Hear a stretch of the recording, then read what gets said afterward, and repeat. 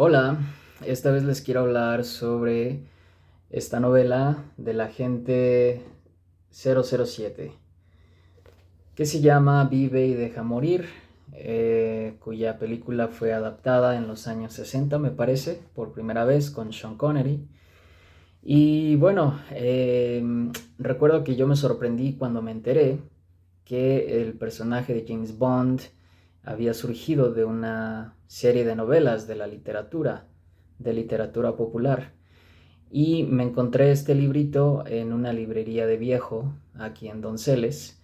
Me arrepiento de no haber comprado todos los libros que vi, porque vi como 4 o 5 libros de la serie. Cuando regresé a la librería ya no estaban. Pero por lo menos pude conseguir este. Y luego de leerlo, pues hay cosas que quiero compartir con ustedes. En primer lugar, decir que pues la prosa de Ian Fleming, el autor, es una prosa que disfruto mucho porque él es un escritor muy detallista. Fleming, para ponerlos en contexto, era básicamente un dandy, es decir, era un hombre británico de situación acomodada que en la Segunda Guerra Mundial tuvo un puesto por ahí en el MI6, en esta agencia británica de inteligencia.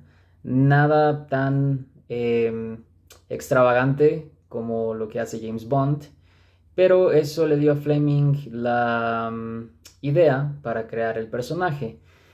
Y pues Fleming tenía acceso a todos los lujos que nos describe en las novelas de James Bond. A esos lugares, a esos salones, a esos bienes de consumo de alta gama. Y em, podríamos calificarlo tal vez de un autor fetichista, es decir, con una fijación en los objetos. Pero es que esa es al final de cuentas, creo yo, una de sus fortalezas. Em, Quiero traer ahorita a colación también el estudio que hizo Humberto Eco sobre las novelas de James Bond, porque también nos da una pista sobre la estructura de estas novelas.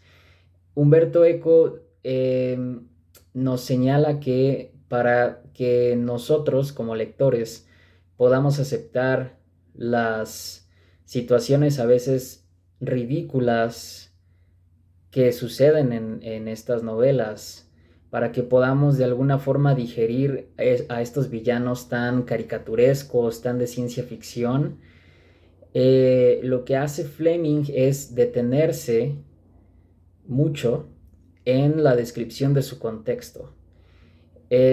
Humberto Eco pone como ejemplo la novela de Goldfinger, donde Ian Fleming eh, abarca 10 páginas para describir el tráfico ilegal de oro, con referencias, con datos duros, eh, y las escenas de acción duran solo 1 o 2 páginas, todo sucede muy rápido y volvemos inmediatamente al mundo real. Entonces es ese contraste el que hace que nosotros, eh, pues de alguna forma, podamos suspender nuestra incredulidad y creerle a Fleming y creernos a estos personajes y a estas situaciones tan extremas. Humberto Eco también señala esta, este contraste eh, de James Bond, de escenarios lujosos y escenarios de peligro. James Bond pasa de estar disfrutando de un martini en una mesa de juegos a estar arrastrándose en el lodo, herido y ensangrentado. Y creo yo que la clave para entender este contraste está justo en esta novela. No he leído yo todas las novelas, pero hay un momento importante aquí en Vive y deja morir, Hay una escena muy cortita, sucede en un párrafo apenas, donde James Bond va en un avión y hay una turbulencia. Entonces, en ese momento, Bond no es que tema por su vida, pero sí se pregunta qué pasaría si él muere en ese instante, en un accidente aéreo. Y lo que Bond, la conclusión a la que este agente secreto llega es que la vida es efímera. Y un día estamos aquí y al otro día no. Entonces, lo que hay que hacer es disfrutar, disfrutar de los placeres de la vida. Y creo que esa es la clave, una de las claves de este personaje. Y una de las razones por las cuales Fleming se detiene tanto en los detalles de los placeres. Fleming era un hedonista, alguien que persigue el placer, pero no era un hedonista bruto. Eh, Era un hedonista que se detenía en la exquisitez de lo que probaba, de lo que tomaba, de lo que fumaba, en cómo están hechos estos objetos, en cuál es la textura, cuáles son las sensaciones. Y de alguna manera Bond, el agente secreto, al estar en situaciones de peligro, valora más esos momentos de quietud. Y se vuelve una especie de círculo vicioso para el personaje.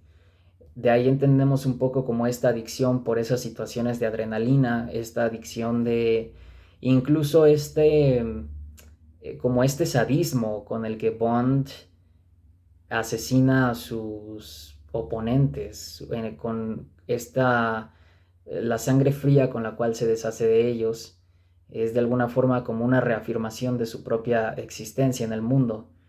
Y el salir ileso de situaciones tan traumáticas le dan de alguna forma, o como que agudizan más sus sentidos para entonces disfrutar de esta opulencia. Y ya no me detengo porque entonces puedo seguir hasta 1 hora o 2 hablando sobre esta novela y sobre este personaje, pero les quiero dejar esos aspectos para que, pues, si tienen la oportunidad, vayan y consigan esta novelita o alguna otra de este autor y pues se interesen un poco más. Tengan ahí una sugerencia más de lectura.